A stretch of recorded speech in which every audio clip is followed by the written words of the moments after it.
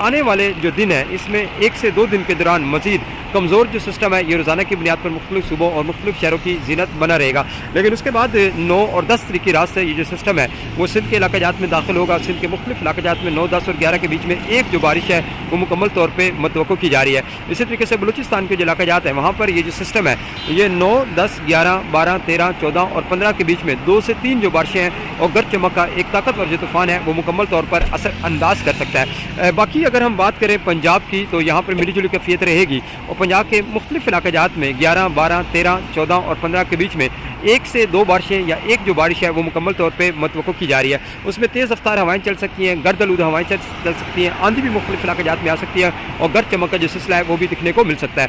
खैबर पख्तूनख्वा में ऑलरेडी इसकी शिदत अच्छी रहेगी और कश्मीर की वादियों में ये जो स्पेल है ये अपनी भरपूर ताकत के साथ असर अंदाज कर सकता है। गिलगित बल्तिस्तान के पहाड़ों पर एक बार फिर से बर्फबारी का जो सिलसिला है इन्हीं डेट्स के दौरान नुमाया तौर पर आपको नजर आएगा। बाकी पाकिस्तान के तमाम इंतहाई शुमाली इलाका जात में एक बार फिर से बर्फबारी की जो खूबसूरती है वो मुकम्मल तौर पर इन्हीं डेट्स के दौरान मौजूद रहेगा। लेकिन पाकिस्तान के तमाम इंतहाई शुमाली इलाका जात में रोज़ाना की बुनियाद पर कमज़ोर जो सिस्टम है और कमज़ोर सिस्टम के ज़रिए से भी बर्फबारी की जो खूबसूरती है वो मुकम्मल तौर पर आपको दिखने को मिल सकती है।